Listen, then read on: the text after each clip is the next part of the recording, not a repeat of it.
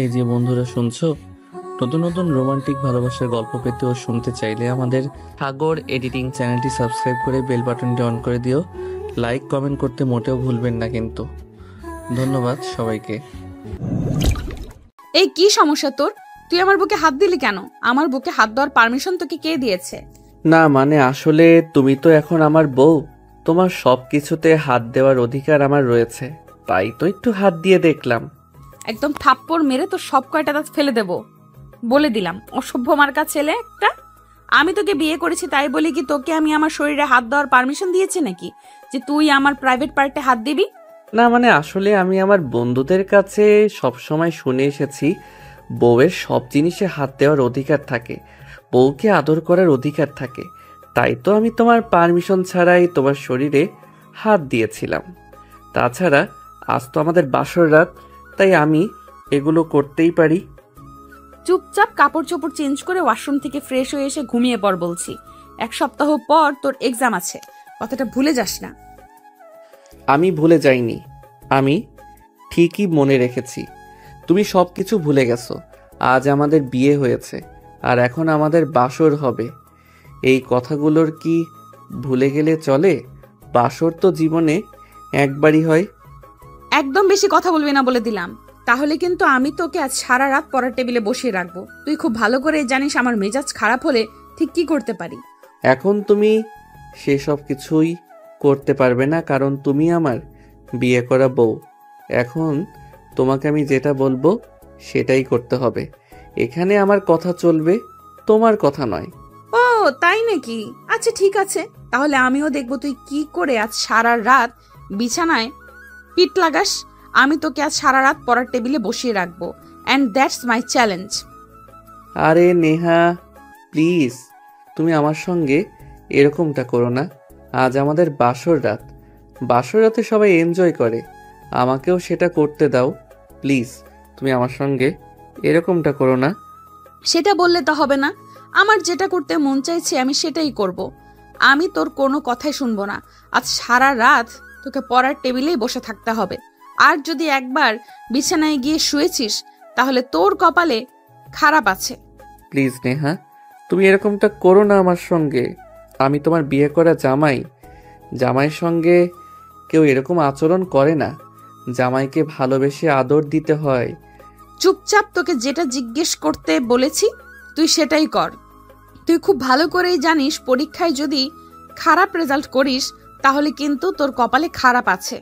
আর তুই আমাকে নাম ধরে কেন ডাকছিস? আমি তোর ভার্সিটির ম্যাম হই, সেটা তুই ভুলে গেছিস নাকি? হ্যাঁ, তুমি আমার ভার্সিটির ম্যাম, কিন্তু সেটা ভার্সিটিতে, এটা আমার বাড়ি। আর এখানে তুমি আমার বিয়ে করা বউ।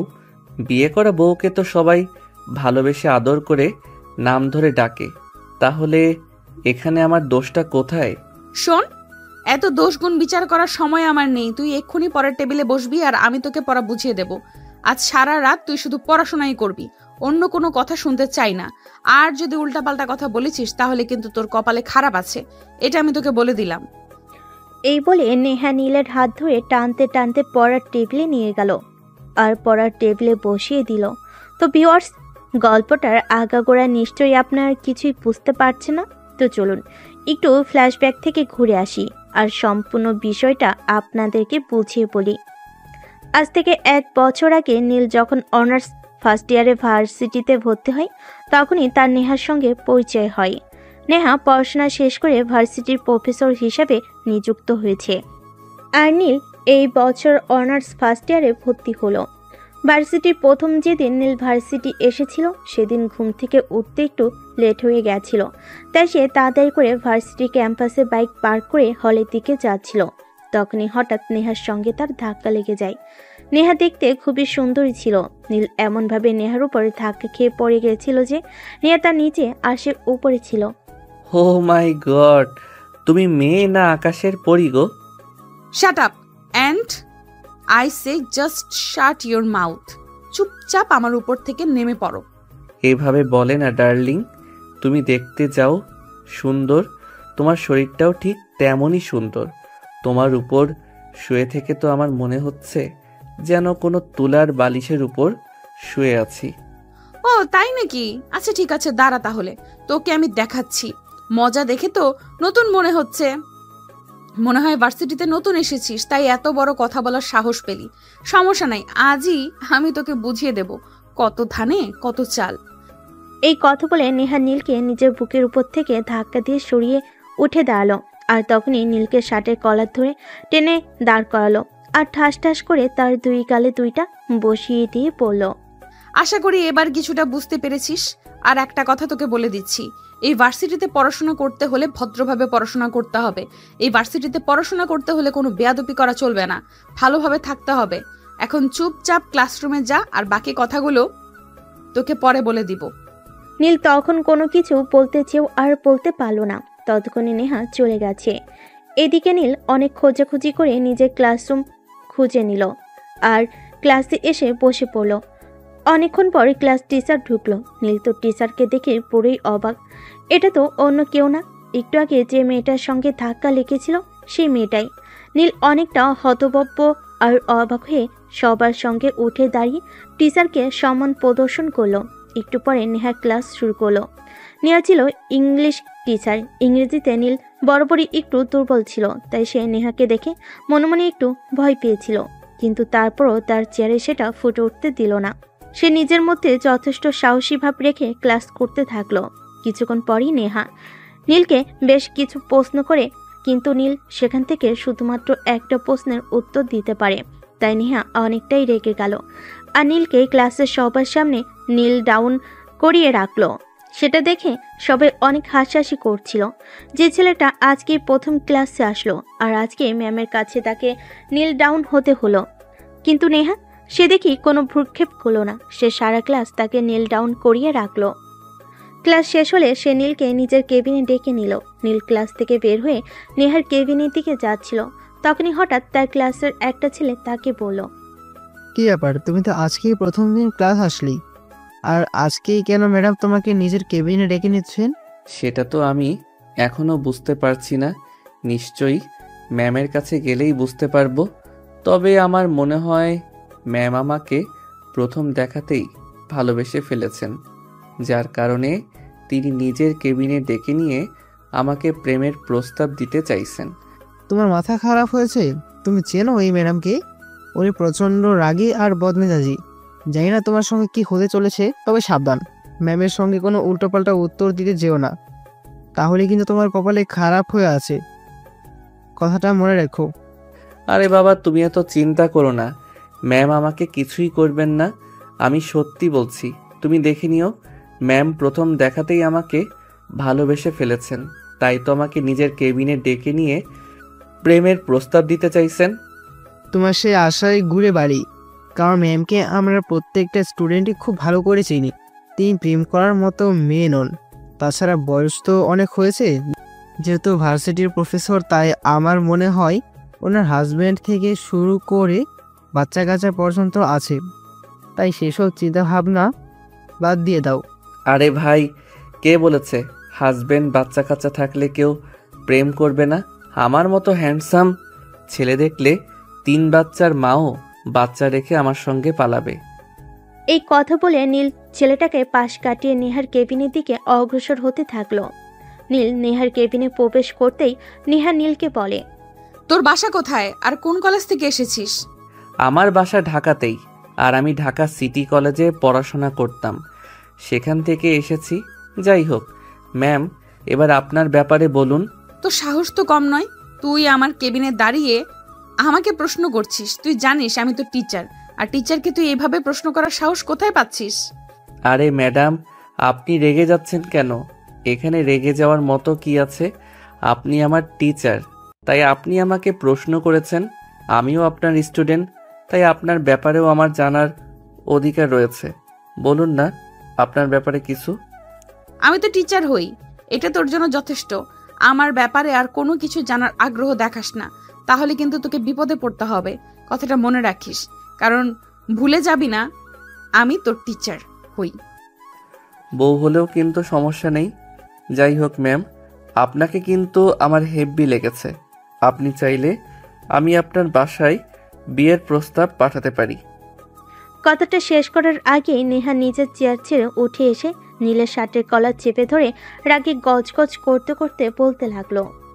তোর দুঃসাহস থেকে অবাক না হয়ে পারছি না। আজকে তুই প্রথম দিন ভার্সিটিতে এলি, আর আজকে এই প্রথম দিন ভার্সিটিতে এসে তুই এরকম পারফরমেন্স দেখাচ্ছিস। তোর বুকের পাটা আছে বলতে হয়। তবে একটা কথা ভুলে যাস না, তুই আমার সঙ্গে তেরামি করলে কিন্তু এই ভার্সিটিতে পড়াশোনা করাটাই তোর জন্য টাফ হয়ে দাঁড়াবে। আমি আপনার সঙ্গে তেরামি কোথায় করলাম? আমি তো যেটা সত্যি সেটাই বলেছি। আমি সত্যি বলছি। ম্যাডাম, আপনি কিন্তু দেখতে হেব্বি সুন্দর। আপনাকে আমার প্রথম দেখাতেই ভালো লেগে গেছে। আপনি চাইলে আমি আপনার বাসায় বিয়ের প্রস্তাব পাঠাতে চাই। এক্ষুনি আমার চোখের সামনে থেকে চলে যা বলছি। আমি তোর সঙ্গে আর কোনো কথাই বলতে চাই না। তোর মতো অসভ্য মার্কা একটা ছেলেকে কিভাবে প্রিন্সিপাল স্যার অ্যাডমিশন করালো সেটাই আমি বুঝতে পারছি না। তোর মতো ছেলেদের তো বস্তিতে থাকা উচিত, ভার্সিটিতে নয়। এখন তুই আমার চোখের সামনে থেকে দূর হ। আমি তোর সঙ্গে কোনো কথা বলতে চাই না। নীল তখন আর কিছুই না বলে ম্যামের কেবিন থেকে বের হয়ে ক্লাসরুমের দিকে যাচ্ছিল। আর তখনই সেই ছেলেটা এসে তার সামনে দাঁড়ালো আর বলল, কি ব্যাপার ভাই, বিষয়টা কি হলো? আমি তো সেটাই বুঝতে পারলাম না। তুমি ম্যামের কেবিনে গেলে আর চুপচাপ চলে এলে। ম্যাম তোমাকে এমনি এমনি চলে আসতে দিল? সেটা কি করে সম্ভব? আরে ভাই, তোমাকে বললাম না ম্যাম আমাকে প্রথম দেখাতেই ভালোবেসে ফেলেছে। তাই তো ম্যাম আমাকে প্রেমের প্রস্তাব দেওয়ার জন্য নিজের কেবিনে ডেকে নিয়েছিল। আমার কথা যদি বিশ্বাস না হয় তাহলে তুমি নিজেই গিয়ে ম্যামের কাছে জিজ্ঞাসা করে আসতে পারো। ভাই, তোমার মতো আমার এত দুঃসাহস নেই যে ম্যামকে গিয়ে আমি এমন প্রশ্ন করব। কারণ আমি যদি ম্যামকে এই প্রশ্ন করি তাহলে আমার আর এই ভার্সিটিতে এক দণ্ড থাকা হবে না। কারণ ম্যামকে আমি খুব ভালো করে চিনি। তাই তুমি তোমার দুঃসাহস নিয়ে থাকো। চলো, জীবনের পথে চলতে হলে কিছুটা হলেও সাহস রাখতে হয়। এত ভীত হতে নেই। ভীত হতে গেলে সবসময় ঠকে যেতে হয়। তাই সবসময় একটু সাহস নিয়ে চলতে হয়, তাহলে জীবনের যুদ্ধে জয়ী হওয়া যায়। এই বলতে বলতে নীল হৃদয়কে নিয়ে ক্লাসরুমের দিকে চলে গেল। আর সেই দিনকার মতো ক্লাস পর্ব শেষ হলে ভার্সিটি ছুটি হলো। আর ভার্সিটি ছুটি হওয়ার সময় নীল গেটের সামনে দাঁড়িয়ে তার বাইক নিয়ে অপেক্ষা করছিল। প্রায় আধা ঘন্টা পরে নেহা ভার্সিটি ক্যাম্পাস থেকে বের হয়ে গেটের সামনে দাঁড়িয়ে রিক্সার জন্য অপেক্ষা করছিল। তখনই নীল বলল, আরে ম্যাম, আমি আপনার জন্য সেই কখন থেকে বাইক নিয়ে দাঁড়িয়ে দাঁড়িয়ে অপেক্ষা করছি আপনাকে বাসা পর্যন্ত পৌঁছে দেব বলে। কিন্তু আপনি তো দেখছি আমাকে কোনো পাত্তা না দিয়ে ওদিকে গিয়ে রিক্সা করছেন কেন বলেন তো? তোকে আমি কখন বললাম যে আমাকে আমার বাসা পর্যন্ত পৌঁছে দিতে হবে? রাস্তায় অনেক রিক্সা রয়েছে, আমি কোনো একটা রিক্সা দিয়ে আমার বাসায় চলে যেতে পারবো। আর যদি রিক্সা না পাই তাহলে হেঁটে হেঁটে চলে যাব। কিন্তু ম্যাডাম, আমি থাকতে আপনাকে সেই কষ্টটা কিভাবে করতে দেই বলেন তো? এত সুন্দর একটা বাইক রয়েছে আমার, আর আমি সেটা দিয়ে আমার বাসা পর্যন্ত যাব, আর আপনি কি না হেঁটে হেঁটে যাবেন? এমনটা তো কখনোই আমি হতে দিতে পারি না। তাই প্লিজ ম্যাম, কোনো কথা না বলে চুপচাপ চলে আসুন। আমি আপনাকে আপনার বাসা পর্যন্ত পৌঁছে দিয়ে আসি। তুই এখন এখান থেকে যাবি নাকি যাবি না সেটাই বল। আরে ম্যাম, বললাম তো আপনি আমার সঙ্গে আসুন। আমি আপনাকে আপনার বাসা পর্যন্ত পৌঁছে দিয়ে আসি। আপনি এখানে 1 ঘন্টা দাঁড়িয়ে থাকলেও কোনো রিক্সা পাবেন না, কারণ আজ রাস্তায় একটু গ্যাঞ্জাম হয়েছে, তাই কোনো রিক্সা চলাচল করবে না। এই, তোকে তো আমি বলেছি আমার ব্যাপারে এত চিন্তা করার কোনো কারণ নেই। তুই তোর মতো করে চলে যা, আমি যেইভাবে পারি বাসায় চলে যাব। আমি তোকে আমার বিষয় চিন্তা করতে বলিনি। ঠিক আছে ম্যাডাম, আমি চলে যাচ্ছি। কিন্তু একটা কথা আপনাকে বলে দিচ্ছি, আজ সারাদিন আপনি এখানে দাঁড়িয়ে থাকলেও কোনো গাড়ি পাবেন না বাসায় যাওয়ার জন্য। তখন কিন্তু আবার আফসোস করবেন না। আরে মোর জ্বালা, তুই এখনো যাচ্ছিস না কেন? আমি কি তোকে এখনো এখানে দাঁড়িয়ে থাকতে বলেছি নাকি? বলছি তো তুই এখান থেকে চলে যা, আমার ব্যাপারটা আমি নিজেই দেখে নিব। তোকে আমাকে নিয়ে কোনো চিন্তা করতে হবে না। চুপচাপ এখান থেকে চলে যা আর আমাকে উদ্ধার কর। আমি তোর সব প্যাচাল আর সহ্য করতে পারছি না। দয়া করে এখান থেকে চলে যা। নীল তখন সেখান থেকে চলে গেল আর পাশের একটা রেস্টুরেন্টে গিয়ে খাবার খাচ্ছিল।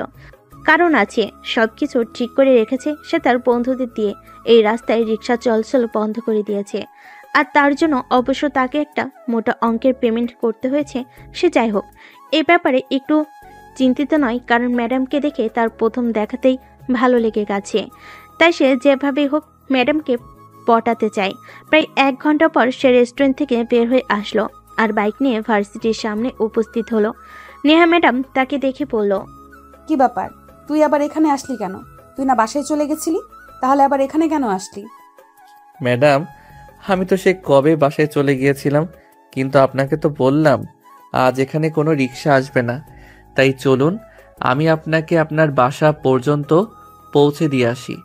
কিন্তু আপনি তো আমার কোনো কথাই শুনলেন না, উল্টো এখানেই এখনো দাঁড়িয়ে আছেন। বলছি কি ম্যাডাম, একটু পরেই সন্ধ্যা হয়ে যাবে, আর সন্ধ্যার পর এই এলাকায় অনেক বখাটে ছেলেরা ঘোরাফেরা করে। তাই চলুন আমি আপনাকে বাসায় পৌঁছে দিয়ে আসি। নেহা তখন বেশ কিছুক্ষণ এই বিষয়টা নিয়ে অনেক চিন্তা করলো, কারণ সে নিজেও জানে এই এলাকায় অনেক বখাটে ছেলেপেলে আছে, আর যারা সন্ধ্যার পরে রাস্তার বাইর হয়। তাই সে কিছু চিন্তা ভাবনা করে নীলকে বলল, ঠিক আছে, চল তাহলে।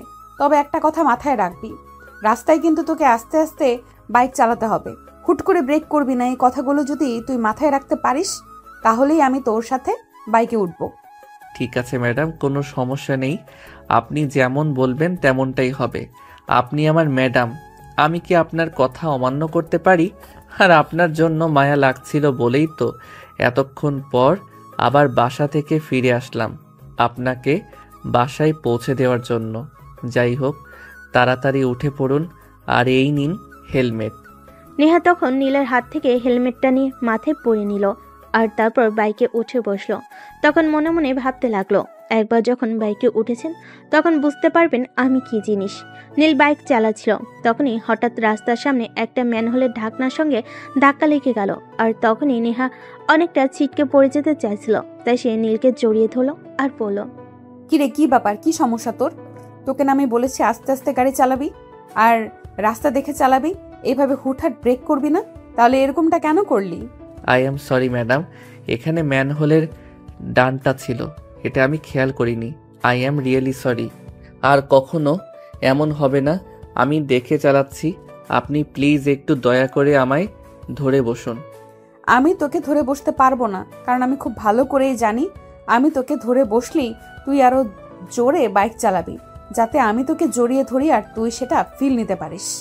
আরে ম্যাডাম, প্লিজ বিশ্বাস করুন, আপনি যেরকমটা ভাবছেন সেরকমটা নয়।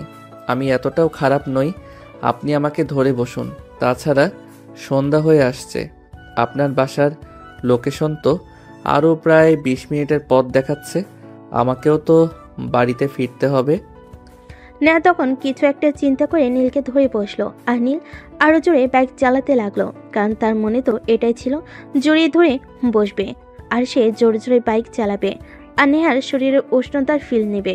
যেখানে পুরো 20 মিনিটের রাস্তা ছিল, সেখানে নীল 12 মিনিটের মাথায় নেহার বাসার সামনে এসে পৌঁছালো আর নেহাকে তার বাসার সামনে নামিয়ে দিয়ে বলল, আমি কি আগামীকাল সকালে আপনাকে এই জায়গা থেকেই নিতে আসব? আমার কিন্তু কোনো সমস্যা নেই। যদি আপনি বলেন আমি প্রতিদিনই আপনাকে নিয়ে আসা যাওয়ার দায়িত্বটা নিতে পারি। তোর মতো ছেলেদের এই একটাই সমস্যা, আমাদের মতো সুন্দরী মেয়েরা যখন একবার একটু হেল্প চায় তখন তারা যে হেল্প করতে আসিস আর আমাদের থেকে সুবিধা নিতে চেষ্টা করিস। কিন্তু বিশ্বাস কর, আমি তোকে সেই সুযোগটা দেব না। আমার বাসার সামনে আসার তোর কোনো প্রয়োজন নেই। প্রয়োজন হলে আমি উবার ডেকে নেব আর প্রতিদিন উবারে করেই যাওয়া আসা করব, কিন্তু তোকে আর আমার বাসার সামনে আসতে হবে না। ঠিক আছে ম্যাডাম, আপনি যেটা ভালো মনে করেন। তবে আমি কিন্তু আপনাকে খারাপ প্রস্তাব দেইনি। আমি কিন্তু আপনাকে ভালো কথাই বলেছিলাম। আমার সঙ্গে আপনার যাতায়াত করলে নিজের যাওয়া আসার খরচটা বেঁচে যেত। আপনার বাসা থেকে ভার্সিটিতে যাওয়া আসার জন্য কিন্তু আপনাকে প্রতিদিন 300 থেকে 400 টাকা ওভার খরচ করতে হবে, কিন্তু আমার সঙ্গে ফ্রিতে যেতে পারতেন। আরে বাবা, বললাম তো আমাকে নিয়ে তোর এত চিন্তা করতে হবে না। তুই নিজের চরকায় তেল দে আর আমাকে আমার মতোই থাকতে দে। যাই হোক, এই না 100 টাকা, এটা দিয়ে চকলেট কিনে খাস। Thank you madam. আপনাকে প্রথম দিন আপনার বাসা পর্যন্ত পৌঁছে দিলাম, আর তার জন্যই 100 টাকার টিপস পেলাম। তবে একটা কথা ম্যাডাম, আমি কিন্তু এই টাকাটা খরচ করব না।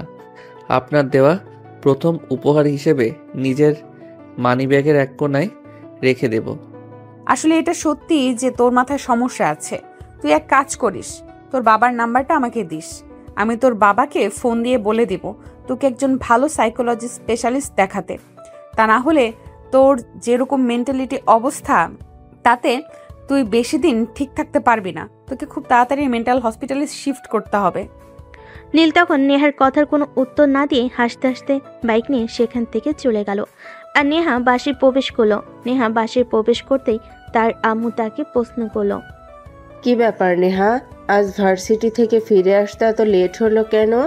আমি সেই কখন থেকে তোর জন্য অপেক্ষা করছি আর টেনশন হচ্ছিল। ভাবলাম তোর কোনো সমস্যা হলো নাকি।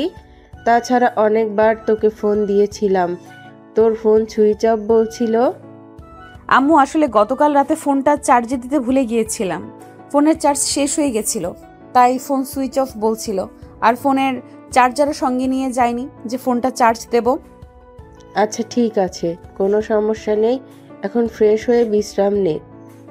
অতপর নেহা নিজের রুমে চলে আসলো আর ওয়াশরুমে গিয়ে ফ্রেশ হয়ে নিল। তারপর নিজের জামাকাপড় চেঞ্জ করে ফোনটা চার্জে বসে একটু বেলকুনিতে গিয়ে বসলো। তখন রাত নেমে এসেছে। আজকের আকাশটা মোটামুটি ভালোই লাগছে। সন্ধ্যাবেলা থেকে চাঁদ তারা দিয়ে পরিপূর্ণ হয়ে উঠেছে। আকাশটা অনেক সুন্দর লাগছে। এসব ভাবতে ভাবতে নেহার রুমে চলে আসলো আর রুমটা একটু গুছিয়ে নিল। তারপর রান্নাঘরে গিয়ে তার আম্মুকে রান্নার কাজে সহযোগিতা করলো। রান্নাবান্না শেষ হলে মা মেয়ে দুজনে খাওয়া দাওয়া করে ঘুমিয়ে পড়লো। গল্পে তো অনেক দূর পর্যন্ত চলে আসা হলো, কিন্তু গল্পের নায়ক নায়িকার বিষয়ে তো সেরকম কিছু আপনাদের বলাই হলো না। গল্পের নায়িকা নেহা, যে ভার্সিটির প্রফেসর, সে তার মায়ের একমাত্র সন্তান।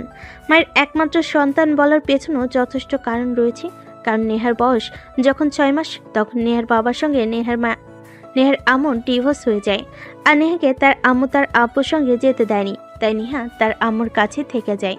আর তার আম্মু একটা প্রাইভেট ক্লিনিকে নার্স ছিলেন। তার থেকে যা বেতন পেত সেটা দিয়ে মা মেয়ের খুব ভালোভাবেই চলে যেত। মেয়ের কথা চিন্তা করে নেহার আম্মু আর দ্বিতীয় বিয়ে করেনি। নেহাকে নিয়ে তিনি পুরোটা জীবন কাটিয়ে দিয়েছেন। এখন আলহামদুলিল্লাহ নেহা তার মায়ের কষ্টের দিনগুলো শেষ পথে নিয়ে এসেছে। সে পড়াশোনা শেষ করে একটা ভার্সিটির প্রফেসর হিসেবে নিযুক্ত হয়েছে আর ভালো টাকা মাইনেও পাচ্ছে। সে তার মায়ের কষ্টটা বুঝতে পারে, তাই তো মায়ের ছোট ছোট স্বপ্নগুলো পূরণ করতে শুরু করেছে। অপরদিকে নীল, সে হলো কোটিপতি বাবা মায়ের একমাত্র আদরের রাজপুত্র। নীলের বাবার বেশ কয়েকটা পোশাক শিল্পের কারখানা রয়েছে। সেখান থেকে যা ইনকাম আসে সেটা দিয়ে তাদের খুব ভালোভাবে চলে যায় এবং খুব ভালো টাকা সেভও করতে পারছে, যেটা তারা নীল এবং তার বোনের ভবিষ্যতের জন্য রাখছে। গল্পের নায়ক নীল, তার একটা ছোট বোন, তার নাম রিমি। সে এবছর এসএসসি পরীক্ষা দেবে। তো ভিউয়ার্স, চলুন আর কথা না বাড়িয়ে মূল গল্পে ফিরে আসা যাক। সেদিন নীল বাসায় ফিরে আসতে আসতে তার রাত প্রায় 8টার মতো বেজে গেছিল। তাই বাসে ঢুকতেই তার ছোট বোন তাকে বলল, কি ব্যাপার ভাইয়া, আজকেই প্রথম দিন ভার্সিটিতে গেলি আর আজকেই তোর বাসায় ফিরে আসতে 8টা বাজলো? এরপর তুই কখন বাসায় ফিরবি সেটা নিয়ে তো আমার যথেষ্ট টেনশন হচ্ছে। Come on my dear sweet sister, আজকে প্রথম দিন ভার্সিটিতে গিয়েছি, একটু লেট তো হবেই। যাই হোক, আম্মু কোথায়? আম্মুকে বলো আমার জন্য খাবার তৈরি করতে, খুব ক্ষুধা পেয়েছে। আমি তো সেই কখন থেকে তোর জন্য খাবার বানিয়ে অপেক্ষা করছি। তুই হাত মুখ ধুয়ে খাবার টেবিলে আয়, আমি তোকে খাবার দিচ্ছি। নীল তখন নিজের রুমে চলে গেল আর ফ্রেশ হয়ে খাবার টেবিলে খাবার খেতে আসলো। নীলের আম্মু তাকে খাবার দিয়ে কিচেনে চলে গেল। তখনই তার ছোট বোন এসে তার পাশে বসলো আর তাকে বলল, তো কি ব্যাপার ভাইয়া, ভার্সিটির প্রথম দিন কেমন কাটলো? একদম মোটা ভার্সিটির একটা ম্যামকে আমার খুব পছন্দ হয়ে গেছে, বলতে পারিস একদম ভালোবেসে ফেলেছি। আর তার জন্যই তো এতটা লেট হলো। বলিস কি ভাইয়া, আমি তো তোর কথা বিশ্বাস করতে পারছি না। তুই প্রথম দিন ভার্সিটিতে গেলি আর প্রথম দিন ভার্সিটি গিয়ে কি না ভার্সিটির ম্যামকে পছন্দ করলি? তোর রুচি এতটা খারাপ? আরে বাবা, এভাবে বলিস না। মেয়েটা ভার্সিটির প্রফেসর তো কি হয়েছে, মেয়েটাকে কিন্তু আমার হেব্বি ভালো লেগেছে। মেয়েটাকে প্রথম দেখাতে আমি ভালোবেসে ফেলেছি। তুই যদি একবার মেয়েটাকে দেখিস তাহলে আমি শিওর তুই মেয়ে হয়েও ওই মেয়েটার প্রেমে পড়ে যাবি। ভাইয়া, তুই মনে হয় নেশায় পড়েছিস। লেবু জল খা, সব ঠিক হয়ে যাবে। ভার্সিটির ম্যামের সঙ্গে কেউ প্রেম করে? আরে বোন, তুই বিশ্বাস কর, আমি একদম সত্যি কথাই বলছি। মেয়েটা দেখতে প্রেমে পড়ার মতোই, তাই তো আমি প্রেমে পড়ে গেছি। আচ্ছা বাবা, ঠিক আছে, আমি তোর কথা মেনে নিলাম। তোর যা ইচ্ছে তাই কর। আমি তোকে এই ব্যাপারে কিছুই বলবো না, কারণ তোকে কিছু বললেও তো তুই শুনবি না। তুই তো বাবা মায়ের আদর পেয়ে পেয়ে একদম বিগড়ে গিয়েছিস। তোর যখন যেটা ভালো মনে হয় তুই তখন সেটাই করিস। অন্য কারোর কোনো কথা তুই শুনিস না, ঠিক আছে? রিমি তখন সেখান থেকে উঠে নিজের রুমে চলে গেল আর ভয় নিয়ে বসে পড়ল। ওপর থেকে নীল খাওয়া দাওয়া শেষ করে নিজের রুমে গেল আর ফেসবুকে ঢুকে পড়ল। সে তার বন্ধুদের কাছে শুনেছিল মেয়েটার নাম নেহা, তাই সে ফেসবুকে অনেকবার নেহালিকে সার্চ দিল, কিন্তু কোনো ফেসবুক আইডি বা পরিচিত কোনো ফেস তার সামনে পড়ল না। তাই সে অনেকক্ষণ ঘোরাঘুরি করে ফেসবুক থেকে বের হয়ে পড়ার টেবিলে গিয়ে বসলো, কিন্তু পড়ার টেবিলে তার কিছুতেই মন ঠিক ছিল না।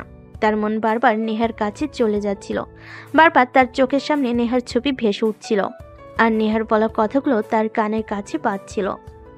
ইচ্ছে পড়ার টেবিলে মন বসাতে না পেরে বিছানায় এসে শুয়ে পড়ল আর ঘুমানোর চেষ্টা করলো, কিন্তু অনেক কষ্ট করেও সে ঘুমাতে পারল না। রাত তখন 3টা নাগাদ হবে বাজে। তখন তার আম্মু নিচে যাচ্ছিল একটু পানি খাওয়ার জন্য। আজ সন্ধ্যা রাতে রুমে পানি নিতে ভুলে গিয়েছিল। তখনই তিনি নীলের রুমের লাইট অন দেখতে পান আর সেটা দেখে এগিয়ে আসেন। তিনি এসে দেখেন রুমের দরজা খোলা, তাই রুমে প্রবেশ করেন। রুমে এসে দেখেন নীল রুমে নেই, তাই বেলকনিতে যায়। সেখানে গিয়ে দেখেন নীল আকাশের দিকে হাঁ করে তাকিয়ে আছে, তাই তিনি পিছন থেকে বলেন, কি ব্যাপার নীল, কি হয়েছে? এত রাতে তুই এখানে এসে দাঁড়িয়ে আছিস কেন? তোর কি শরীর খারাপ লাগছে? না আম্মু, এমনিতেই ভালো লাগছে না, ঘুম আসছিল না, তাই এখানে এসে দাঁড়িয়ে আছি। কিন্তু তুমি এত রাতে আমার রুমে কেন? কোনো সমস্যা হয়েছে নাকি? না, কোনো সমস্যা হয়নি। আসলে পানি পিপাসা লাগছিল, তাই পানি খাওয়ার জন্য ডাইনিং রুমে যাচ্ছিলাম। রাতের বেলায় রুমে পানি নিতে ভুলে গিয়েছিলাম, আর তখনই দেখলাম তোর রুমে লাইট জ্বলছে, তাই দেখতে এলাম। না, সেরকম কিছু নয়, ঘুম আসছিল না তাই বেলকনিতে এসে দাঁড়িয়ে আছি। তুমি যাও, আমি রুমে গিয়ে শুয়ে পড়ছি। নীলের আম্মু তখন রুম থেকে বের হয়ে চলে গেলেন। অপরদিকে নীল রুমে দরজা লাগিয়ে বিছানায় এসে শুয়ে পড়ল, কিন্তু সারা রাত চলে গেল, তার চোখে ঘুম আসলো না। সকাল 7টা বাজে। সে ফ্রেশ হয়ে নাস্তার টেবিলে গেল আর তখনই তার আম্মু তাকে বলল, আর সূর্য কোন দিক থেকে উঠেছে আমি তো সেটাই বুঝতে পারছি না। যে ছেলেকে সকাল 10টা বাজে ঘুম থেকে ডেকে তুলতে হয়, সে কিনা আজ সকাল 7টা বাজে ঘুম থেকে উঠে নাস্তা টেবিলে এসেছে। তোর হয়েছেটা কি বল শুনি? আরে আমার আবার কি হতে যাবে, আমি একদম ঠিক আছি, আমার কিছুই হয়নি। আসলে আজ সকাল সকালে ক্ষুধা লেগে গেছে, তাই তো সকাল সকালে নাস্তা করতে চলে এলাম। নাস্তা দাও। আমার নাস্তা খেতে হলে তোমাকে 10 মিনিট ওয়েট করতে হবে, কারণ তোমরা তো কেউ এত সকালে ঘুম থেকে ওঠো না। আর আমি এইমাত্র কিচেনে এলাম, তুমি 10 মিনিট ওয়েট করো, আমি 10 মিনিটের মধ্যে তোমাকে নাস্তা বানিয়ে দিচ্ছি। ঠিক আছে আম্মু, কোনো সমস্যা নেই, আমি ওয়েট করছি, তুমি নাস্তা বানিয়ে আনো। অতঃপর নীলের আম্মু রান্নাঘরে চলে গেল আর নীলের জন্য নাস্তা বানিয়ে নিয়ে আসলো আর ঘড়ির কাঁটার দিকে তাকিয়ে থাকলো কখন সকাল 9টা বাজবে আর সে বাসা থেকে বের হবে। তার সময় যেন কাটতে চাইছিল না, সে বারবার ঘড়ির দিকে তাকিয়েছিল। সকাল 8:30টার মতো বাজে। তখনই তার বোন তার রুমে আসলো আর তাকে বলল, কি ব্যাপার ভাইয়া? আম্মুর কাছে তো শুনলাম তুই নাকি আজ সকাল 7টা বাজে ব্রেকফাস্ট টেবিলে গিয়েছিলি আর ব্রেকফাস্ট করেছিস। হ্যাঁ, এতে এত আশ্চর্য হবার কি আছে? সকাল সকাল আমার ঘুমটা ভেঙে গেল আর ক্ষুধাও পেয়েছিল, তাই তো নাস্তা করে আসলাম। কিন্তু তুই এভাবে কেন আমায় জিজ্ঞাসা করছিস? তোর মনে তো শয়তানি বুদ্ধি উকিঝুঁকি দিচ্ছে। সে তো দেবেই, তুই কাল আমাকে যা শুনিয়েছিস সেটা শুনেই তো আমার সন্দেহ লাগছে। তুই আজ এত সকালে ঘুম থেকে উঠলে কি করে বল না আমাকে, তোর কি হয়েছে? আমার তো মনে হচ্ছে তোর ভিতরে কিছু একটা চলছে। আরে বাবা, তোকে তো কাল বললামই, আমি ম্যামকে প্রথম দেখাতেই ভালোবেসে ফেলেছি। আর জানিস, আজ সারা রাত আমি ঘুমাতে পারিনি। আমার চোখের সামনে শুধু ম্যামের চেহারাটাই ভেসে উঠছিল আর বারবার ম্যামের বলা কথাগুলো মনে পড়ছিল, তাই সারা রাত ঘুম হয়নি। শোন ভাইয়া, প্রেমে পড়া ভালো, ভালোবাসাও ভালো, কিন্তু নিষিদ্ধ কোনো জিনিসের প্রতি মায়া জাগানোটা একদমই ঠিক নয়। তুই ওই মেয়েটাকে ভালোবেসেছিস, সেটা ভালো কথা, কিন্তু যদি মেয়েটা বিবাহিত হয় তাহলে তুই কি করবি? আমি তোকে এটা বলতে চাইছি, দেখ, মেয়েটা ভার্সিটির প্রফেসর, নিশ্চয়ই অনেক বয়স হয়েছে, তবে তার বিয়ে হতে পারে। যদি মেয়েটা তোর না হয় তাহলে তুই মেয়েটাকে ভালোবেসে কি পাবি বল? শোন, আমি মানুষের চোখ দেখে মনের কথা বলে দিতে পারি। আমি মেয়েটাকে দেখেই বুঝতে পেরেছি মেয়েটা বিবাহিত নয়, আর বিবাহিত হলে আমি কখনোই মেয়েটার প্রেমে পড়তাম না, আর যদি পরেও যেতাম তাহলে নিজে থেকেই নিজেকে সরিয়ে নিয়ে আসতাম। যাই হোক, সে ব্যাপারে তোর সঙ্গে কথা বলার কোনো প্রয়োজন নেই। তুই স্কুলে যাচ্ছিস না কেন এখনো? ড্রাইভার আঙ্কেলের মেয়ে অসুস্থ, সে ছুটিতে গেছে। তুই আমাকে স্কুলে পৌঁছে দিয়ে তারপর ভার্সিটি যাবি, সেই জন্য তোর কাছে এটা বলতে এলাম। আমি তোকে স্কুলে পৌঁছে দিতে পারবো না, তাহলে আমার লেট হয়ে যাবে। কারণ আমি নেহাকে কাল বলে এসেছি আমি আজ তাকে বাসার সামনে থেকে তুলে নিব আর তারপর ভার্সিটি যাব। তাহলে আমি কিভাবে স্কুলে যাব সেটা একবার চিন্তা করিসনি? ড্রাইভার আঙ্কেল নেই, তাহলে তো আমাকে রিক্সা করে স্কুলে যেতে হবে। আর আমার বাবার এতগুলো গাড়ি, টাকার বাড়ি, যদি আমি রিক্সায় করে স্কুলে যাই তাহলে কি আমার প্রেস্টিজ বলতে কিছু থাকবে?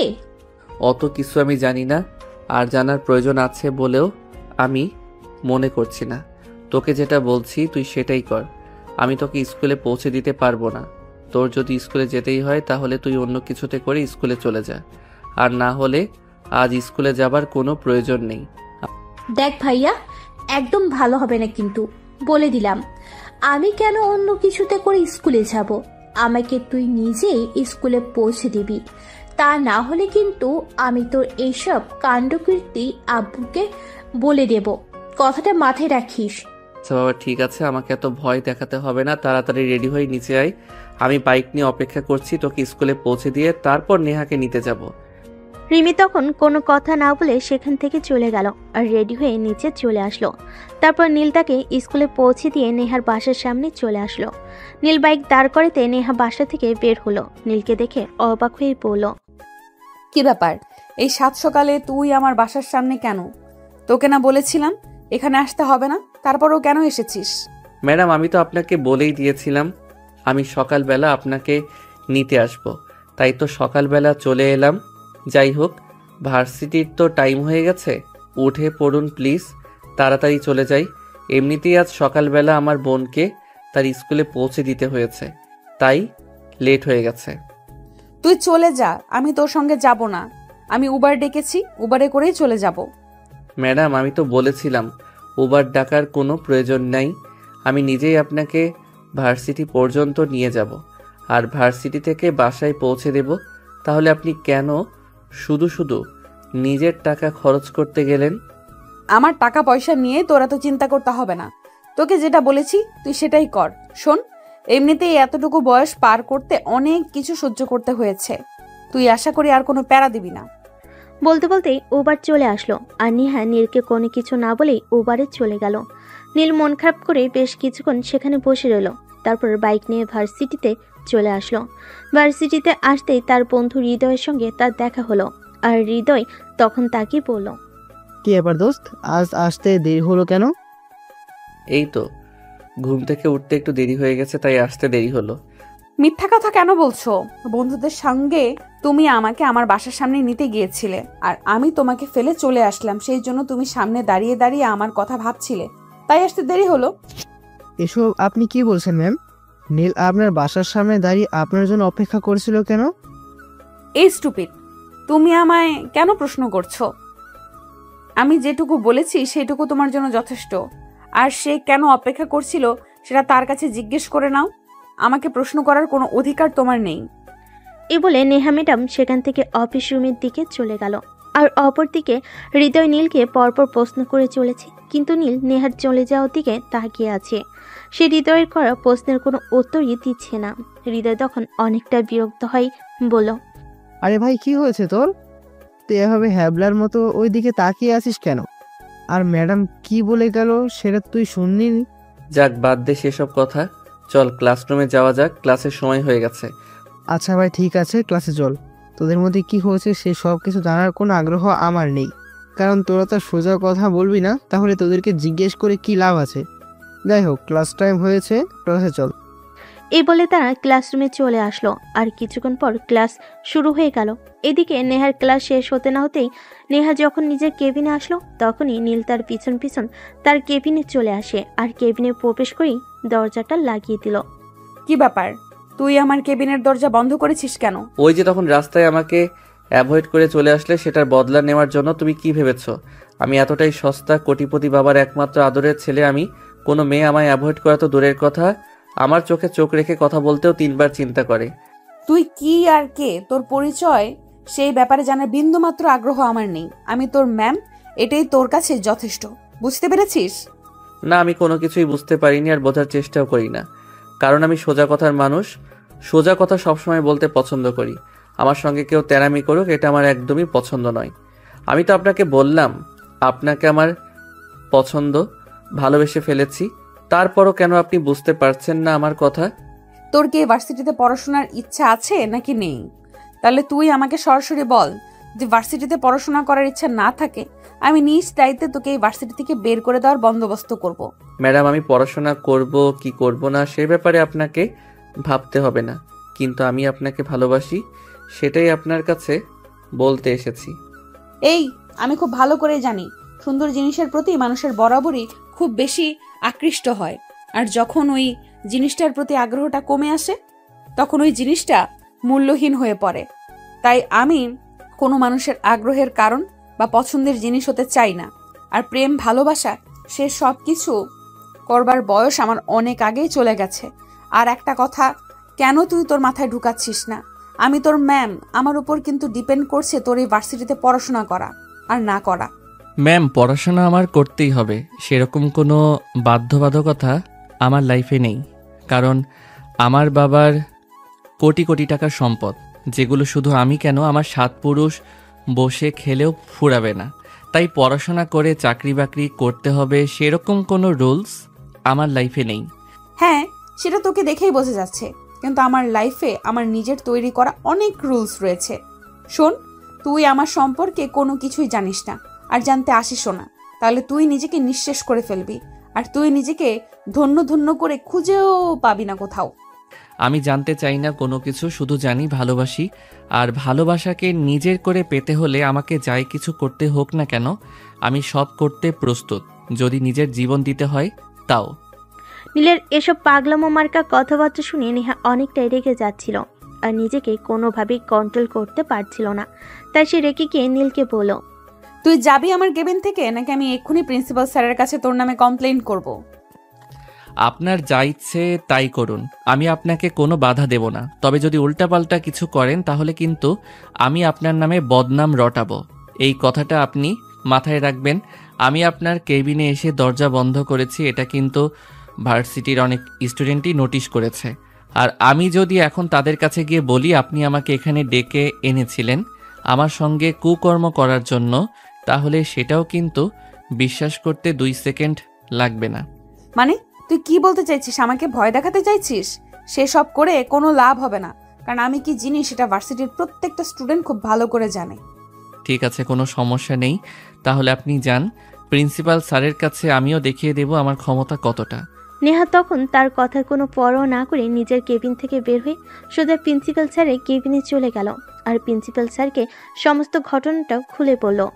সব কিছু শুনে প্রিন্সিপাল স্যার নীলকে নিজের কেবিনে ডেকে নিলেন আর বললেন, কি ব্যাপার নীল, আমি তোমার ব্যাপারে এসব কি শুনছি? আমি তো জানি তুমি ভদ্র ফ্যামিলির ছেলে, তোমার কাছ থেকে এসব আশা করিনি।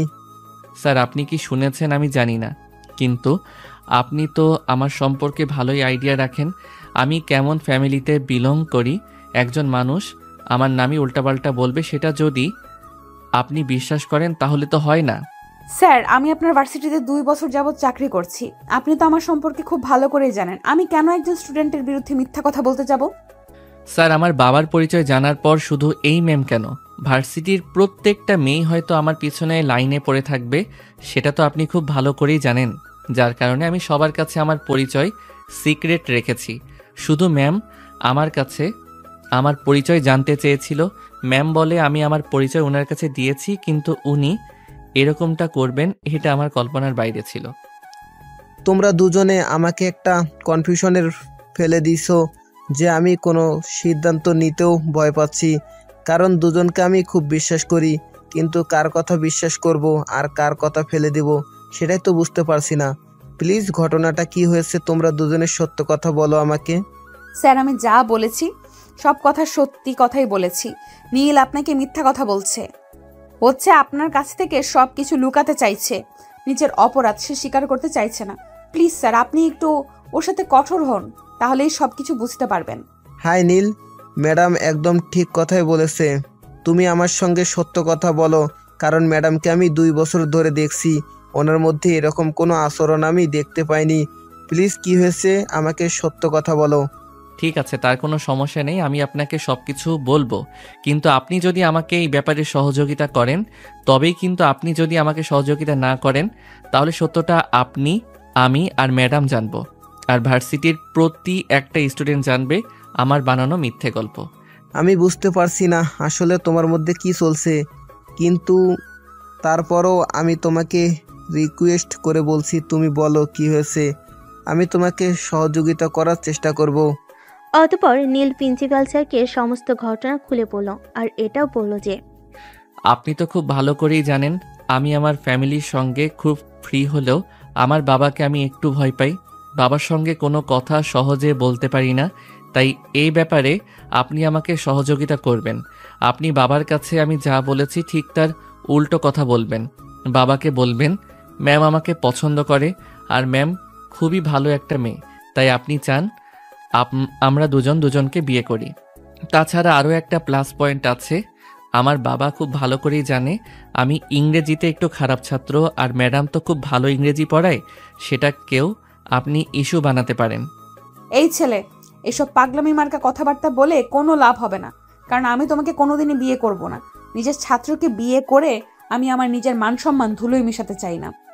হ্যাঁ নীল, আমি বুঝতে পারছি না তোমার কি হয়েছে, তোমার মাথায় ভূত চেপেছে কিনা, এরকম কথা কেন বলছো তুমি? জানো যা বলছো সেগুলো একদম ঠিক নয়। হ্যাঁ স্যার, সেটা আমি খুব ভালো করেই জানি, কিন্তু কি করব বলেন, ভালোবাসা জীবনে বলে কয়ে আসে না। ভালোবাসা ভালো লাগা জীবনে যে কারো প্রতি তৈরি হতেই পারে, তাই তো আমি ভালোবেসে ফেলেছি ম্যামকে। আর জীবনে কোনো জিনিস না পাওয়ার অভ্যেস আমার খুব একটা নেই, কিন্তু আব্বুকে একটু ভয় পাই, সেটাই সমস্যা। স্যার, আপনি এই ছেলের বাবার সঙ্গে কথা বলুন, আর পারলে একে আমাদের ভার্সিটি থেকে বের করে দেওয়ার ব্যবস্থা করুন। তা না হলে আমি কেন, ভার্সিটির অন্য ম্যাম এবং ছাত্রীরাও নিরাপদে থাকতে পারবে না। কারণ বড়লোক বাবার বিগড়ে যাওয়া ছেলেরা এরকমই হয়ে থাকে, সেটা আমি অনেক মুভিতে দেখে এসেছি, আর এবার নিজের লাইফে সম্মুখীন হলাম। ম্যাম আপনি প্লিজ শান্ত হন, আমি দেখছি বিষয়টা কি করা যায়। আমি নীলের বাবার সঙ্গে এই ব্যাপারে কথা বলবো। নীল, তুমি তোমার আব্বুকে বলে দিও আগামীকাল বিকেলে বাসায় থাকতে, আমি তোমার বাবার সঙ্গে দেখা করতে যাব। আগামীকাল তো শুক্রবার, তোমার বাবার অফিস বন্ধ, আর আমারও কোনো কাজ নেই।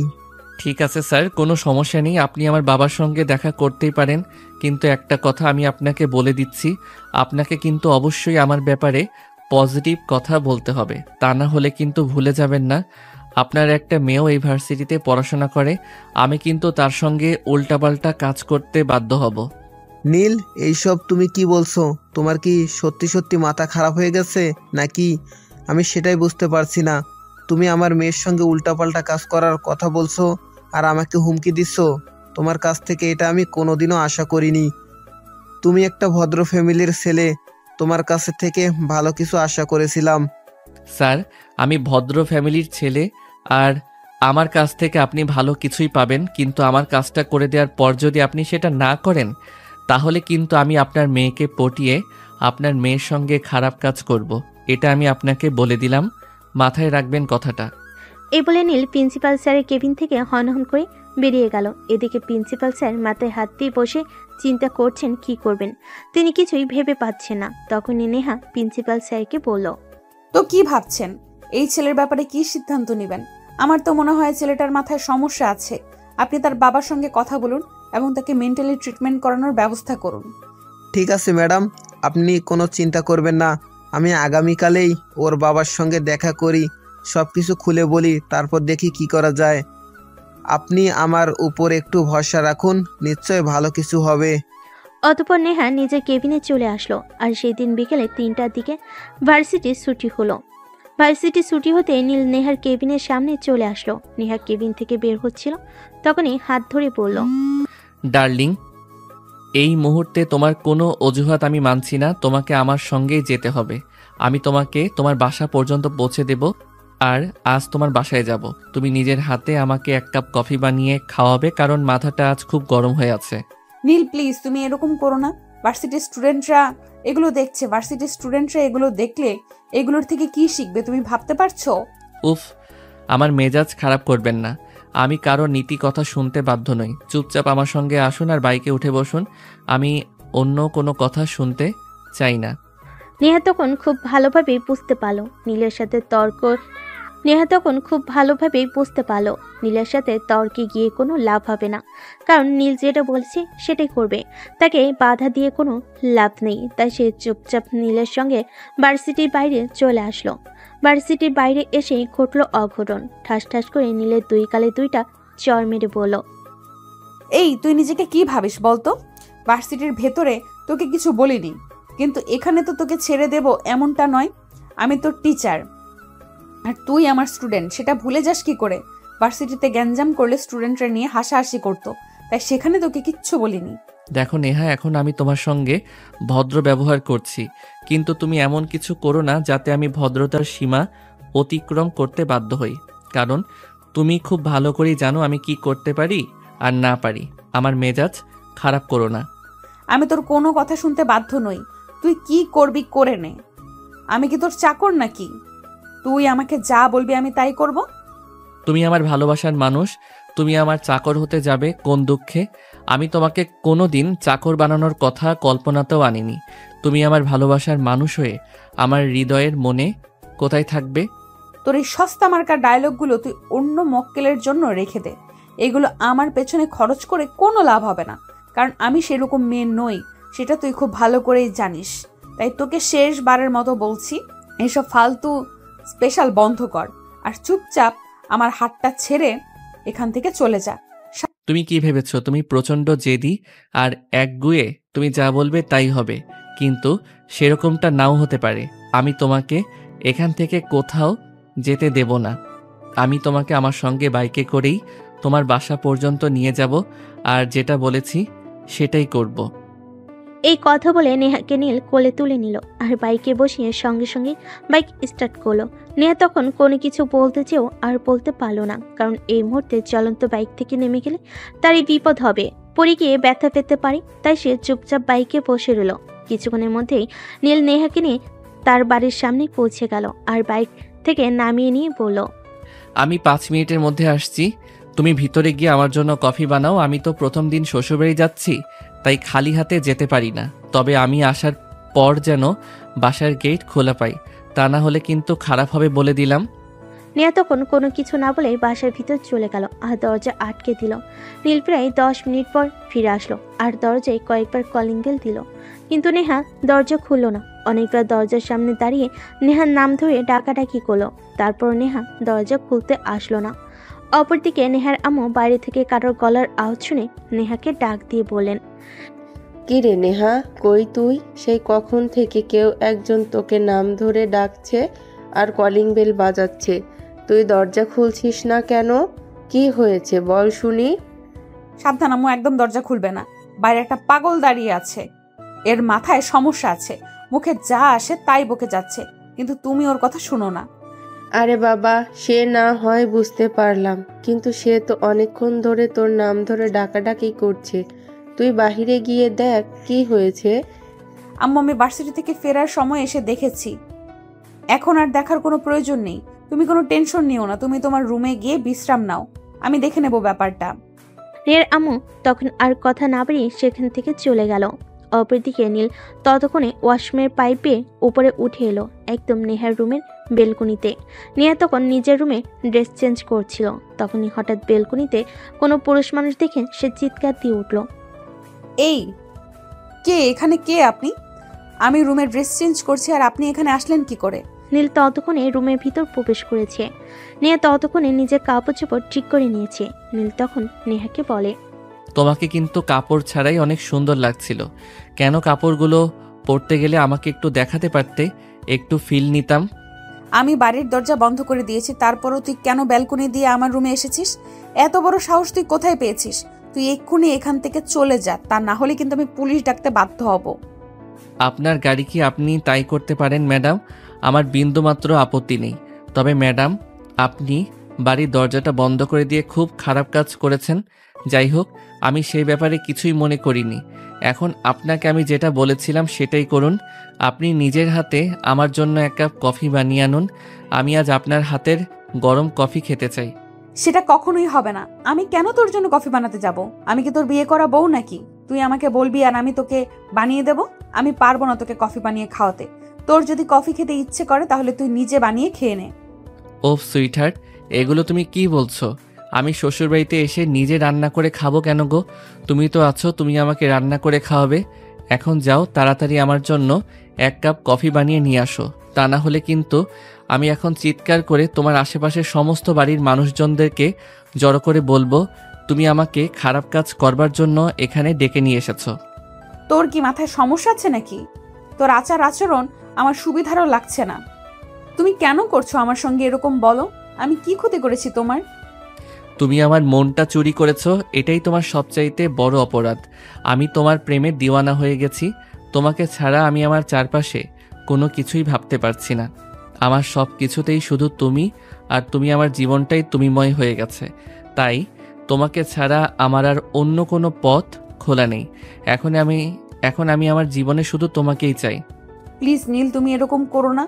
দেখো, তুমি একটা ছেলে আর তোমার বাবার বিশাল সম্পদ রয়েছে।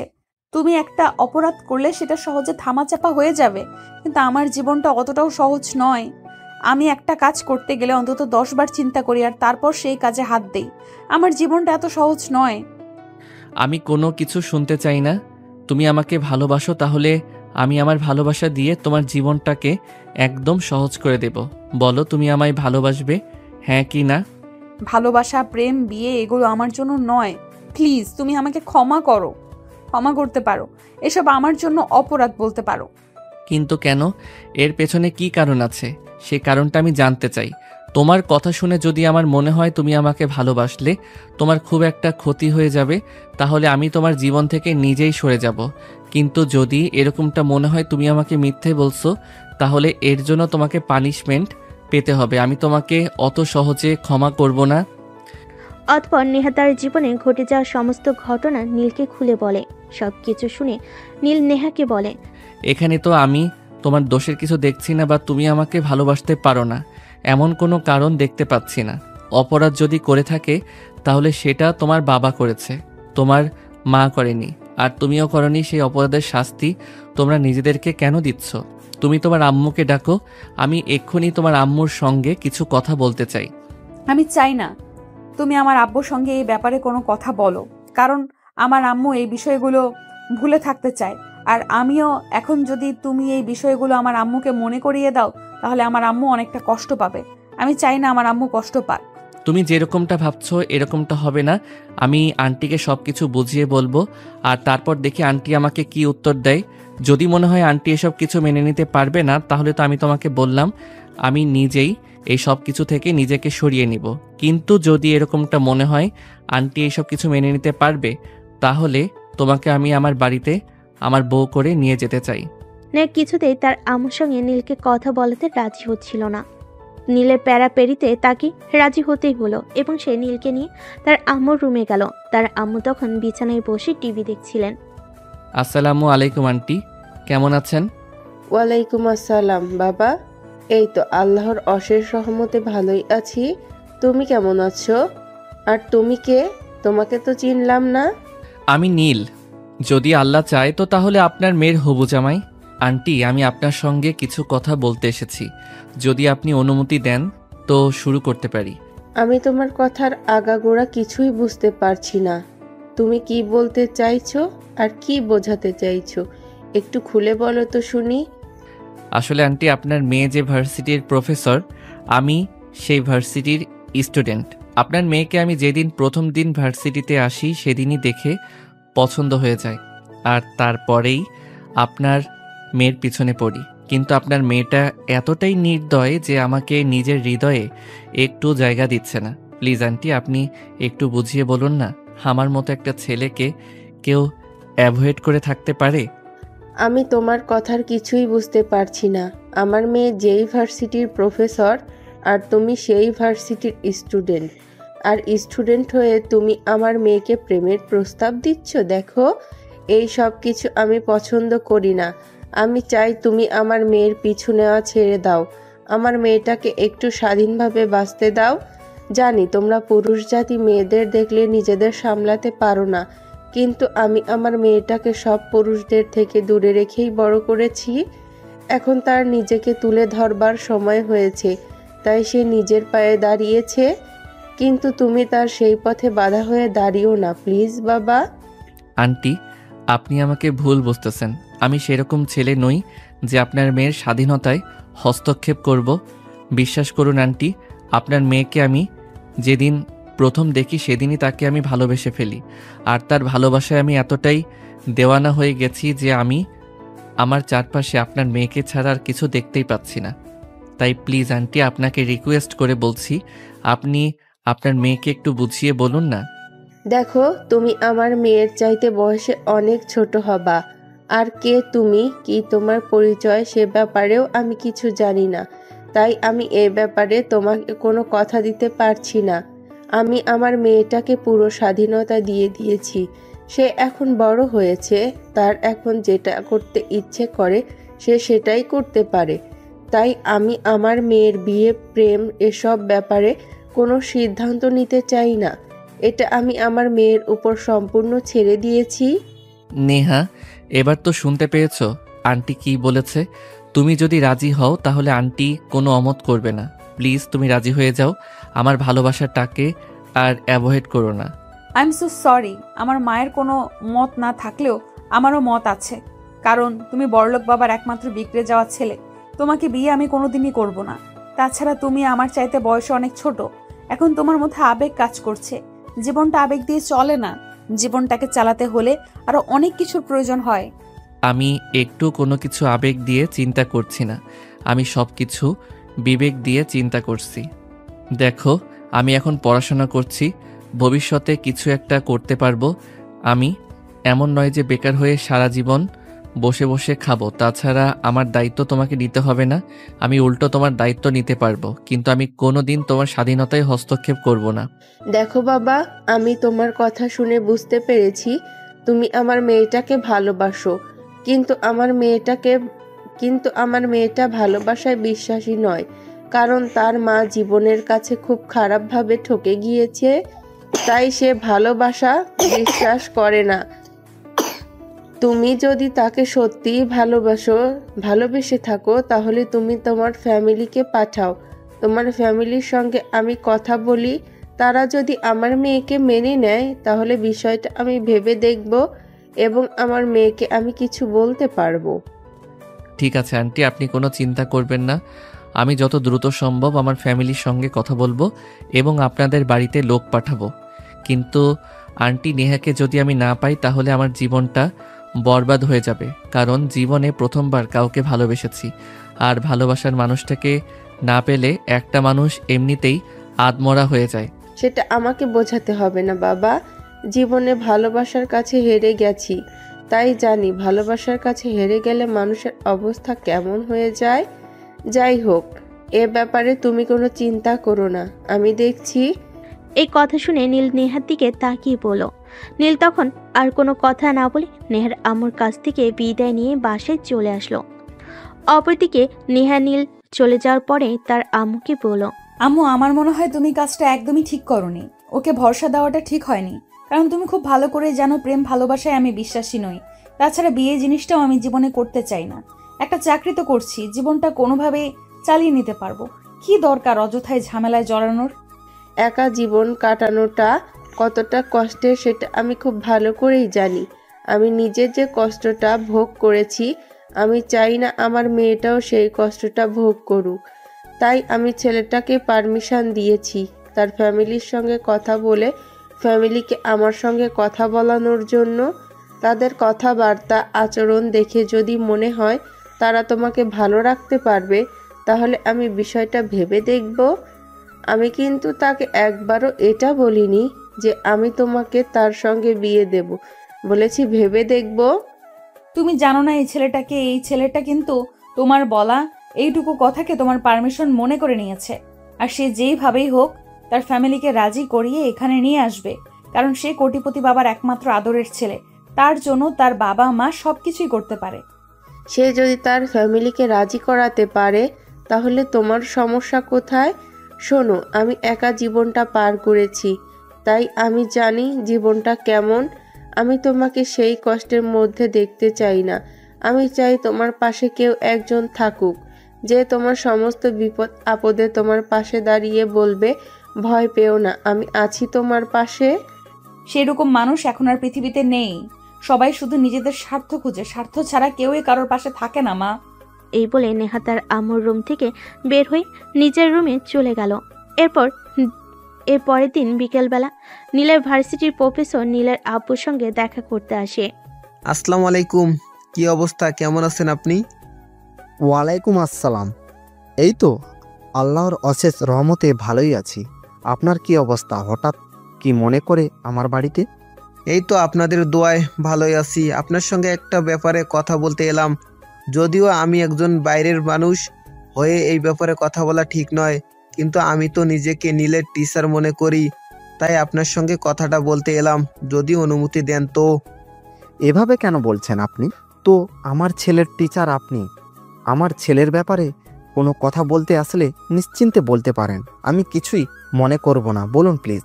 আসলে আমাদের ভার্সিটিতে গত বছর একজন টিচার নিযুক্ত হয়েছে, যে কিনা নীলের ইংলিশ ক্লাস টিচার। তাকে তো আপনি চিনেন। মানে আপনি ওই মেয়েটার কথা বলছেন? নেহা নামের মেয়েটা তো? হ্যাঁ, আপনি একদম ঠিক ধরতে পেরেছেন। দেখুন, আমি ঘুরিয়ে পেঁচিয়ে কথা বলতে পছন্দ করি না, তাই সরাসরি বলছি, নেহা আর নীল দুজন দুজনকে ভালোবাসে। এসব আপনি কি বলছেন? আপনার মাথা ঠিক আছে তো? আপনি জানেন নেহা নীলের টিচার হয়, সেখানে প্রেম ভালোবাসার মতো সম্পর্ক আছে কি করে? তাছাড়া আমার ছেলেকে আমি আপনার ভার্সিটিতে পড়াশোনা করার জন্য পাঠাই, প্রেম করার জন্য নয়। যাই হোক, আমি এই ব্যাপারে আর কথা বাড়াতে চাই না। আপনাকে আমি যেটা বলতে চাই, দেখুন, প্রেম ভালোবাসা বলে কয়ে হয় না, যখন তখন যে কারোর সঙ্গে হয়ে যেতে পারে। হ্যাঁ, সেটা না হয় বুঝতে পারলাম, কিন্তু তাই বলে ক্লাস টিচারের সঙ্গে প্রেম? আমি আপনার কথা বিশ্বাস করি না। আপনি 1 মিনিট ওয়েট করুন, আমি নীলকে এক্ষুনি ডেকে আনছি। আমি আমার ছেলের মুখ থেকে শুনতে চাই। আচ্ছা ঠিক আছে, কোনো সমস্যা নেই। আমিও চাই সত্যটা সামনে আসুক। আপনি আপনার ছেলেকে ডাক দিন, আমি আপনার ছেলের সামনে সব কিছু বলতে চাই। নীলের আব্বু তখন নীলকে ড্রয়িং রুমে ডেকে আনলো আর প্রিন্সিপাল স্যারের বলা কথাগুলো বলল। হ্যাঁ আব্বু, তুমি একদম ঠিক কথা শুনেছ। প্রিন্সিপাল স্যার তোমাকে একদম সত্যি কথাই বলেছেন। আমি নেহাকে ভালোবাসি আর নেহাও আমাকে ভালোবাসে, তাই এটাই ভালো হবে যে তুমি আমাদের সম্পর্ক মেনে নাও। তা না হলে আমি আমার ভালোবাসার জন্য তোমার বাড়ি ছেড়ে চলে যাব, এমনকি তোমার সম্পত্তির আশা ছেড়ে দিও। কথাগুলো রান্নাঘর থেকে শুনছিলেন নীলের আম্মু। তিনি এই কথা শুনে ড্রয়িং রুমে আসেন আর বলেন, এসব তুমি কি বলছো নীল? আমি তো নিজের কানকে বিশ্বাস করতে পারছি না। তোমার মতো ছেলেকে আমি পেটে ধরেছি, ভাবতেও আমার লজ্জা লাগছে যে কিনা ভার্সিটির প্রফেসরের সঙ্গে প্রেম করছে। ছি ছি, আমি এসব ভাবতে পারছি না। আম্মু, ভালোবাসায় লজ্জা থাকে না। ভালোবেসে ফেলেছি তো আমি কি করব বলো? ভালোবাসা কি অপরাধ? তোমরা যদি মনে করো আমি কাউকে ভালোবেসে অপরাধ করেছি, তাহলে সেটাই, আমার কিছু বলার নেই এখানে। হ্যাঁ, আমি আপনাদেরকে এটাই জানাতে এসেছিলাম, ওরা দুজন দুজনকে ভালোবাসে। এখানে আমরা কেন বাধা হয়ে দাঁড়াবো? জীবনটা তাদের, সিদ্ধান্ত নেওয়ার অধিকার তাদের রয়েছে। তাই আমাদের উচিত তাদের সিদ্ধান্তকে রেসপেক্ট করা। আমি বুঝতে পারছি না, একটা ভার্সিটির প্রিন্সিপাল হয়ে আপনি কিভাবে আপনার ছাত্রের এসব অন্যায় আবদারকে প্রশ্রয় দিচ্ছেন? আপনারা কি ভার্সিটিতে পড়াশোনা করান নাকি এসব প্রেমলীলা শেখান? দেখুন, আপনার কোথাও ভুল হচ্ছে। আমরা আদৌ স্টুডেন্টের এসব কিছু শেখাই না, কিন্তু ভালোবাসা আলাদা একটা জিনিস যেটা সবার জন্য জন্ম নেয় না।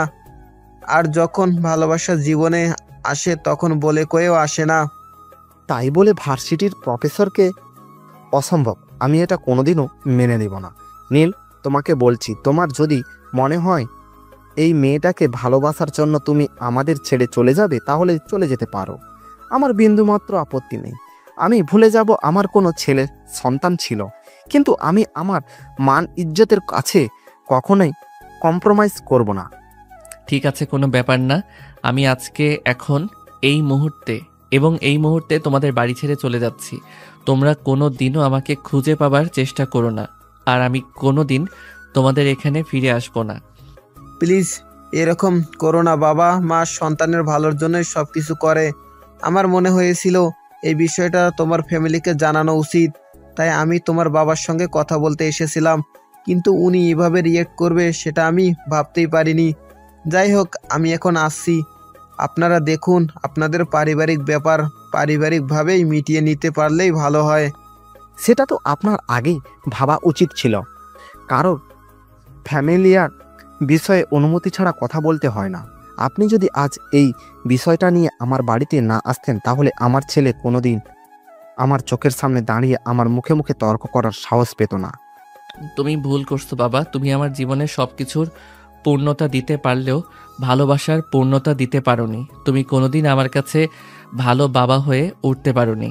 তুমি সবসময় তোমার অহংকার আর দাম্ভিকতার কাছে হেরে গেছো। তুমি আমার জীবনে টাকা পয়সা অর্থ সম্পদ কোনো কিছুর অভাব রাখোনি, শুধু ভালোবাসার অভাব রেখেছো। তুমি কখনোই আমার কাছে জানতে চাওনি আমার কিসে ভালো লাগে। তোমার যেটা ভালো লেগেছে সেটাই তুমি আমার উপর চাপিয়ে দিয়েছো, আর আমি তোমাকে আমার বাবা হিসেবে সেগুলো মেনে নিয়েছি। কিন্তু এখন আর নয়, এখন আমি বড় হয়েছি, সময় হয়েছে নিজের ব্যাপারে সিদ্ধান্ত নেওয়ার। নীল, এসব তুমি কি বলছো? তুমি জানো তুমি তোমার আব্বুর সামনে দাঁড়িয়ে কথা বলছো? হ্যাঁ, এটা আমি খুব ভালো করেই জানি আমি কার সামনে দাঁড়িয়ে কথা বলছি। আই এম সো সরি, তোমরা আমাকে ক্ষমা করে দিও। কিন্তু আমি তোমাদের যতই চিন্তা করতে পারলাম না, কারণ নেহা জানে ভালোবাসার মানুষ হারিয়ে বেঁচে থাকাটা কতটা কঠিন, কারণ সে তার আম্মুকে নিজের চোখের সামনে আগুনে পুড়তে দেখেছে। কিন্তু আমি নিজেকে সেই কষ্টটা দিতে চাই না। আমি আমার ভালোবাসাকে জয় করে নিতে চাই। তাতে যদি তোমরা আমার পাশে না থাকো তাহলে আমার কিচ্ছু করার নেই। আমাকে তোমরা মাফ করে দিও। এই কথা বলেই নীল তৎক্ষণাৎ এক কাপড়ে বাসা থেকে বের হয়ে গেল। কোথায় যাবে কোনো কিছুরই কোনো ঠিক নেই, কিন্তু সে এই বাড়িতে আর থাকবে না, আর কোনোদিন ফিরেও আসবে না, সেটাই হলো কথা। বাসা থেকে বের হয়ে এসে তার বন্ধু হৃদয়কে ফোন দিল। কি ব্যাপার দোস্ত, হঠাৎ কি মনে করে ফোন দিলি? সব কিছু ঠিক আছে তো? না দোস্ত, কোনো কিছুই ঠিক নেই। আব্বুর সঙ্গে আজ নেহার ব্যাপারে কথা বলেছিলাম, কিন্তু আব্বু কিছুতেই মেনে নিল না, তাই আমি বাসা থেকে বের হয়ে এসেছি। আর কোনোদিনও বাসায় ফিরে যাব না। এসব তুই কি বলছিস? তুই জানিস তোর কি মাথা খারাপ হয়ে গেছে? তুই কেন তোর আব্বুর সাথে ঝামেলা করতে গেলি? শোন, নেহার মতন মেয়ে জীবনে একটা গেলে 10টা আসবে, কিন্তু বাবা কোনো দিনও ফিরে পাবি না। তারা তোকে কত কষ্ট করে লালন পালন করে মানুষ করেছে, তুই জানিস? দেখো, আমি অত কিছু জানি না আর জানতেও চাই না। আমি আমার জীবনে যখন আমার ভালোবাসার মানুষকে পাবো না, তখন আমার জীবনে আর অন্য কিছুর কোনো প্রয়োজন নেই। আমি তো তাদেরকে বুঝিয়ে বলেছিলাম আমি আমার ভালোবাসার মানুষটাকে সাথে নিয়ে তাদের সঙ্গে থাকতে চাই, কিন্তু তারা কেন সেটা বুঝলো না। তাহলে আমি কেন তাদের কথা ভাবতে যাব? কিন্তু তারপরও তারা তোর বাবা মা, তোদের কথা তো শোনা উচিত। দেখো, আমি এই জন্য তোকে ফোন করিনি। আমি তোকে ফোন করেছি অন্য একটা কারণে। আমি বাসা থেকে বের হয়ে এসেছি, কিন্তু যাওয়ার মতো কোনো জায়গা নেই। আমি যদি তোর বাসায় আসি তাহলে কি তুই আমাকে 2-3 দিন তোর বাসায় থাকতে দিবি? আমার বাসায় 2-4 দিন থাকাটা কোনো ব্যাপার না, কিন্তু এইরকম করলে কি তোর ফ্যামিলি তোকে মেনে নেবে? আমার মনে হয় না। সেই সব কিছু পরে দেখা যাবে। এখন আমি তোর বাসায় আসবো কিনা সেটাই বল। তা না হলে আমাকে অন্য জায়গায় খুঁজতে হবে। আমাকে তো থাকতে হবে, তাই না? রাস্তায় তো আর থাকতে পারবো না, তাহলে তো লোকে নানান কথা শোনাবে। ঠিক আছে, কোনো সমস্যা নাই, তোকে অন্য কোথাও যেতে হবে না। তুই আমার বাসায় চলে আয়, তারপর দেখা যাক কি হয়। অতঃপর নীল হৃদয়ের পাশে চলে গেল। কথাটা নেহার কান পর্যন্ত পৌঁছাতে খুব বেশি সময় লাগলো না মনে হয়। সেই কথাটা শুনে হৃদয়ের বাসার ঠিকানা নিয়ে সেখানে এসে পৌঁছালো। আর নীল তাকে দেখতে পেয়ে বলল, কি ব্যাপার নেহা, তুমি এখানে কেন? এই প্রশ্নটা আমার করা উচিত। তুমি এখানে কেন? তুমি এখানে কি করছো? তোমার বাবার তো রাজপ্রাসাদ রয়েছে, আর রাজপ্রাসাদ ছেড়ে তুমি কেন হৃদয়ের বাড়িতে এসে উঠেছো? আমি সেটার কারণ জানতে চাই। যেখানে বাবা মা আমার ভালোবাসা মেনে নেবে না, সেখানে আমি কেন থাকবো? আমি এখানে 2-3 দিন আছি, তারপর কোথাও একটা চলে যাব। যেদিন আমি নিজের একটা ঠিকানা করতে পারবো, সেদিন আমি তোমাকে নিতে আসব। সেদিন কি তুমি আমার সঙ্গে যাবে? না, আমি তোমার বাবা মাকে ছাড়া কোনোদিনই তোমার সঙ্গে যাব না। তোমার বাবা মাকে রাজি করিয়ে যেদিন তুমি আমাকে নিতে আসতে পারবে, সেদিনই আমি তোমার সঙ্গে তোমার বাড়িতে যাব, এর আগে নয়। যাই হোক, এখন তুমি তোমার বাড়িতে চলে যাও। বাবা মায়ের সঙ্গে রাগ দেখানো বুদ্ধিমানের কাজ নয়। তুমি যদি আমাকে সত্যিই ভালোবাসো, তাহলে তুমি এক্ষুনি তোমার বাড়িতে চলে যাও। তোমার বাবা মাকে বুঝিয়ে বলো, তারা অবশ্যই সবটা বুঝবে। আর তোমার বাবা মা যদি সবকিছু বুঝে শুনে আমাকে নিতে আসে, তাহলেই আমি তোমাদের বাড়িতে যাব। হ্যাঁ নীল ম্যাডাম, একদম ঠিকই কথা বলেছেন। তুই বাসায় চলে যা, তারপর আঙ্কেল আন্টি ভালো করে বুঝিয়ে বল। শোন, সন্তানের খারাপ কোনো বাবা মাই চায় না। তুই আঙ্কেল আন্টিকে বল, তারা বুঝতে পারবে। তারপর হৃদয় আর নেহা দুজনেই নীলকে অনেক বুঝিয়ে বলাতে নীল বাসায় যেতে রাজি হলো এবং বাসায় চলে আসলো। বাসায় আসতে তার বোন তাকে জড়িয়ে কান্না করতে করতে বলল, কি রে ভাইয়া, তুই কোথায় চলে গিয়েছিলি?